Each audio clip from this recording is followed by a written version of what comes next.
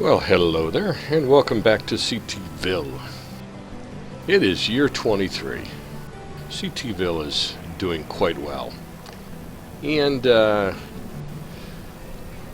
I've had a couple of people ask me to just do some real basic tutorial types of deals. So I thought I would share some of the things that I've learned in my, 23 years, coming up on completing my 23rd year in CTville. So let me show you around a little bit. Let's see what's going on and what's happened since the last time y'all were here, which was just a couple of years ago. But let me just kind of show you around. Here's CTville proper, downtown, the urban center. Get our three bridges off into the various different areas of work. We're familiar with this up here, let's call it north, where our gatherers' huts are, hunting barn, herbalist. I put herbalist back to work last time we talked. I had taken them off there, but I put them back to work because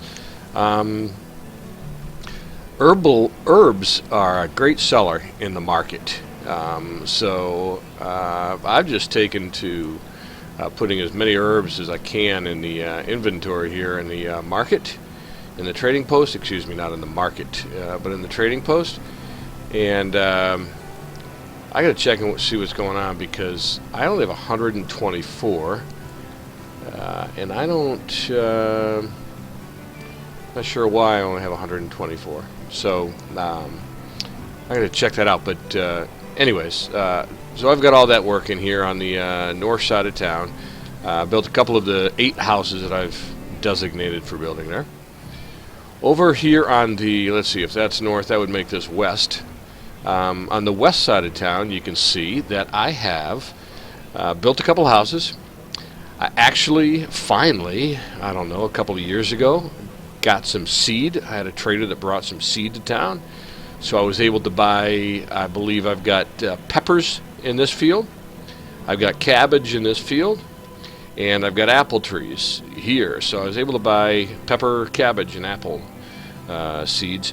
So far I haven't figured out how to harvest any apples. I've had 2 seasons, but I haven't gotten one apple off it. So I got to figure out what the heck's going on.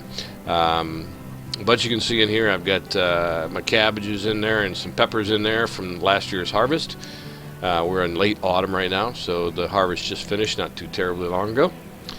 The other thing I did on this end of the field is designated.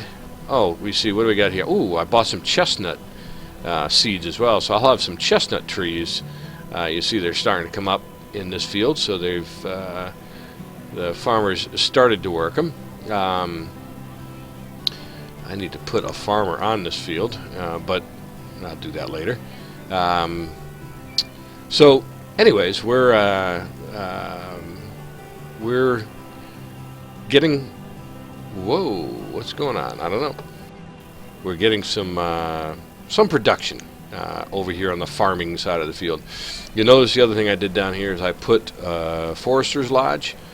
I've got a wooden house. I've got another wooden house next door because figuring I'll need one for the foresters and then one for the woodcutter, which I'll eventually, once there's trees over here, I'll build a woodcutter as well, so they can produce their own firewood, stack it here. So that's kind of what's going over here on the west side of the map. Talk a little bit more about this, the foresters role here in a little bit.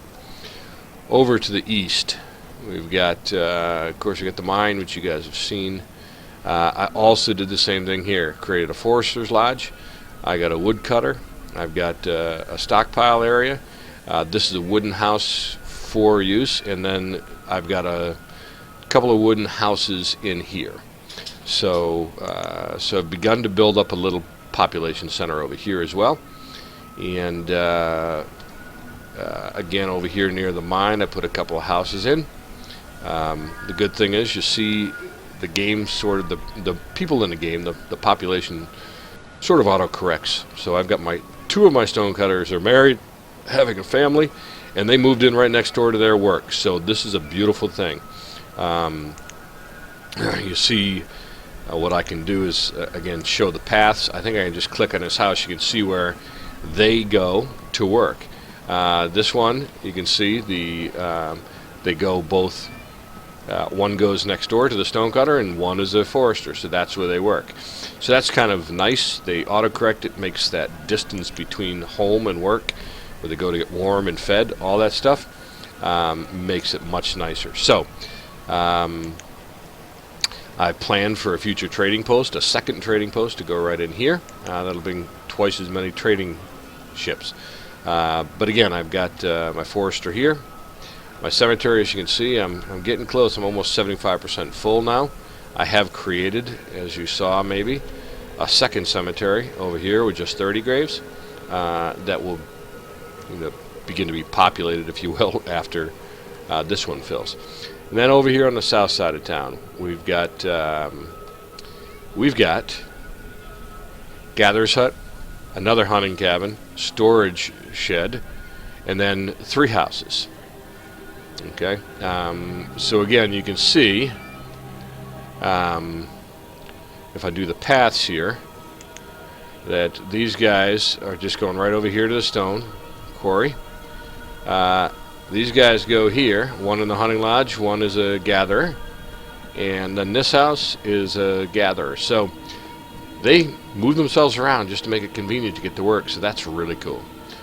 So my strategy, as I've developed this, this may be new too, over in the, also on this island that I originally had laid out for agriculture, but then come to find out these hills in the middle make it unlikely to plant fields. One of the things that I've taken to doing, really to deal with firewood. Firewood fuel is a significant issue. Obviously, you want enough wood to build if you're expanding. You want enough wood to be cut into firewood as well. So in order to deal with that, one of my not end game, but yeah, this early mid-game strategies has become build foresters' lodges. So build them in places that you can harvest part of their crop every year. So you'll see that if you look at the yellow circle around this forester lodge in particular, it covers right to the edge of the island and back on the back side of the island. You can see what's happened. I've actually got 3 years of harvest on this single forester's house. The first year I cut out right about here. You can see slightly more mature trees where the line of demarcation was. The next year I sliced out this section here right about even with the house, and then this last year I cut the back part of this property off. So I've got a 3-year line. It's like the circle's divided into 3-year cycles. So probably in the spring when it's time to harvest again, I'm going to be able to harvest this front. They may be mature enough, and after 3 years, in its 4th year, to harvest. So I've done that here. Because wood is a renewable resource, so I've done it there. That's what I did here with my forester lodge. Same thing. I had forested this a while ago, or deforested it. Now I've got my forester just finished this last season, so he's just going out. You can see some of the saplings starting to pop in there that he's planting. So in about 3 more years, I should have a full forest again over on this side of the map. I will have the same strategy with this as I've got for this, divided into thirds. And then I did the same thing over here. So I've got another forester's lodge here. Obviously, they won't plant in these fields once the fields are planted, okay? But they will plant all around the edges here in that area out here. So I will have the same thing over here. That means I've got 3 different areas that are going to be producing renewable resources, namely wood and firewood. Of course, that's critical for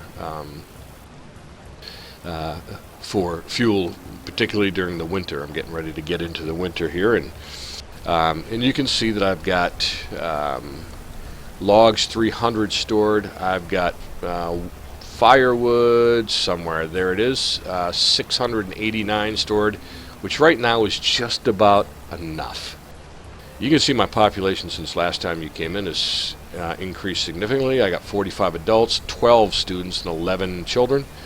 So that gives me a total of 68 inhabitants now in CTville. So we've grown pretty considerably.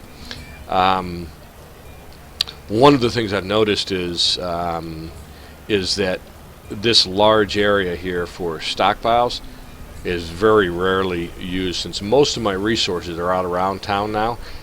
This may be a problem later in the game too. We'll see how this plays out. This could possibly be a problem that I don't have firewood stores so close to my housing center. But we'll see how that plays out later. I may learn a lesson there. Then I've got a storage barn here, of course. I've taken to putting storage barns wherever I'm producing stuff that goes in storage barns. So my farms, I got a storage barn out there, so there's a lesser trip to get my goods from the farms in there. Of course, you've seen this one before. There's a barn up here that that holds again stuff. Created a barn out south of town here, again for the gatherer that's out here. They're putting their stuff in here, and the hunter, excuse me. You see venison, 113 units there. So I believe I have a place out here. It's another wooden house, but I may. But since I don't have anything that really needs anything but a stockpile out here, I've got a forester's lodge, produce wood, and then I've got a wood cutter, which will produce firewood out of that wood. They'll be able to store their stuff right there. So I really may not need a storage barn out here. So from a layout perspective, that's kind of the things that I've learned is create these little centers. And then put everything that they need there to store their stuff, so it shortens the trips. Put some housing around those centers where you're going to have people work, and that will help. You'll see that I have another house planned for here. Still have this church here, but I'm not sure if and when I'll need that. And I've got some more housing here. I've got one more house to be built here, one more out here. This is just what's planned already.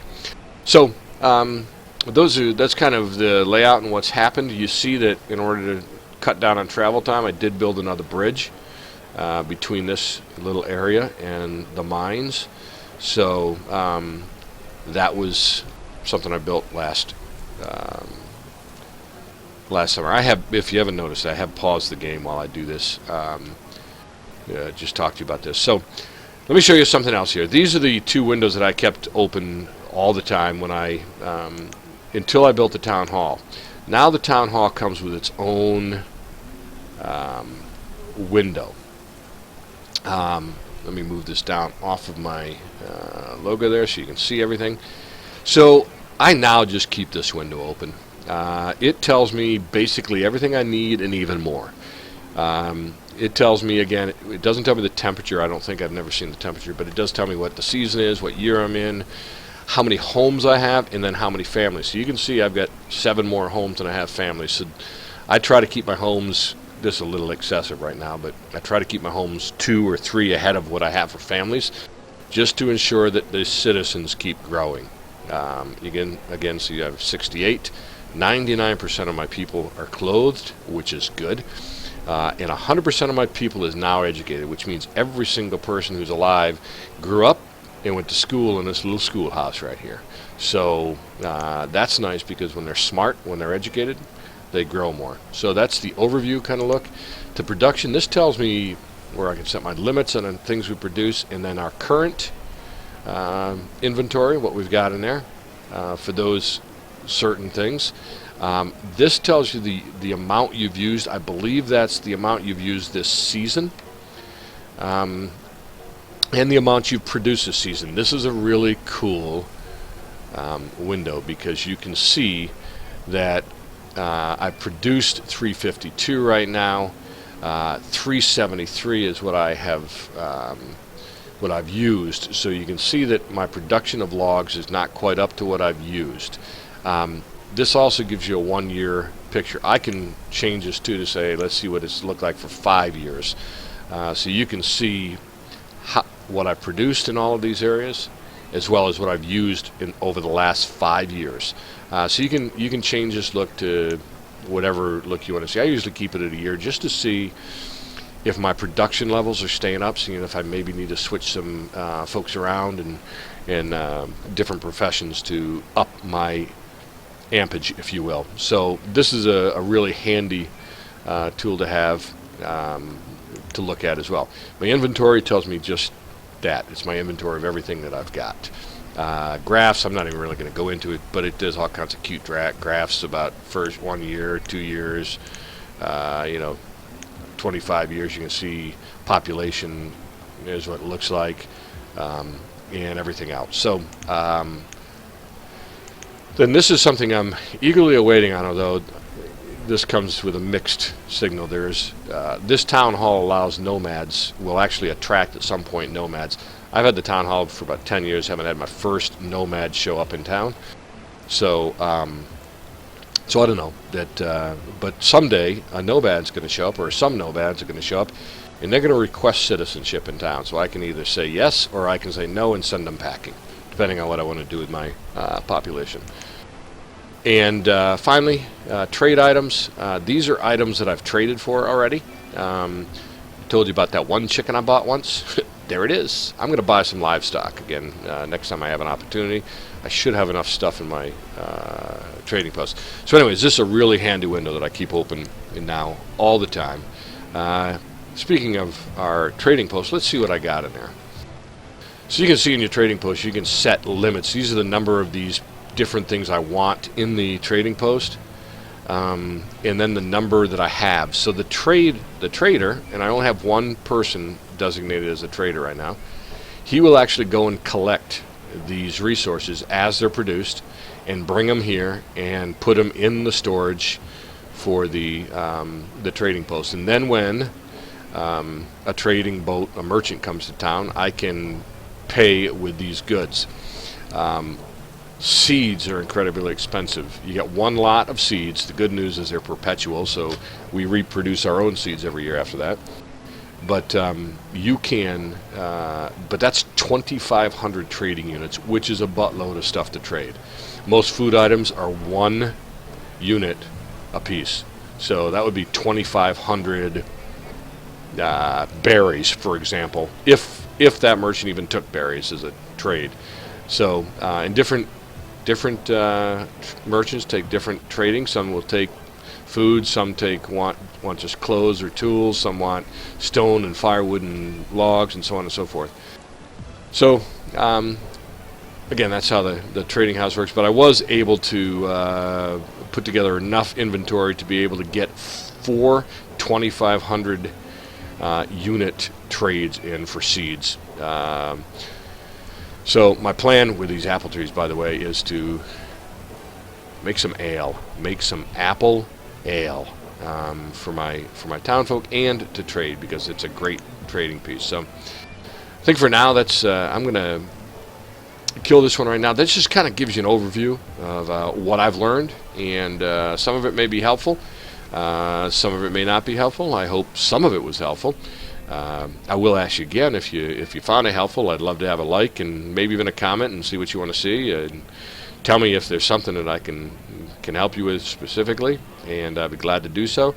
I want to remind everybody, though, that gatherers' huts are the key. I watched a bunch of videos of guys who lost a lot of population to starvation. Gatherers' hut. Build gatherers' huts before you build any other food source. I made the mistake of really being charmed by a fishing dock, so I built that first. And in the first winter when my town almost starved, I finally figured out that gatherers' huts the way to go. So make sure you build them. I think I have 3 of them around town now. The only problem with gatherers' huts is you got to keep the trees that are around them intact. So you'll see here, there's the area that I have defined for this gatherers' hut. So I'm fine to cut these trees back here, which you can see I've done. But I want to keep the trees intact in here so that my gatherers can continue to gather. So If I can give you one hint that's extremely good, build houses near your work centers, gathering huts. You can never have enough of them. Ultimately, you want to build hunting lodges as well. The good news about hunting lodges is it produces not only food, but it also produces leather, which you need to produce clothes. So you can see in my inventory here, my clothes. I have 84 coats. I have 36 units of leather that are ready to be made into coats. And I've also got 1,064 units of venison. So lots of food. Some leather to go along with that as well, to make the coats with. So I do that, and I keep my, where's my iron tools? 75 iron tools. I keep those guys busy most of the time. The tools and the clothes and the food. Those three things. Take care of them. Your town's going to thrive. So, again, if I helped you any, or if you have a question that I can help you with, maybe, leave it in the comments. Like the video. Love to see that. And without any further ado, I will bid you farewell from CTville. Until next time, peace.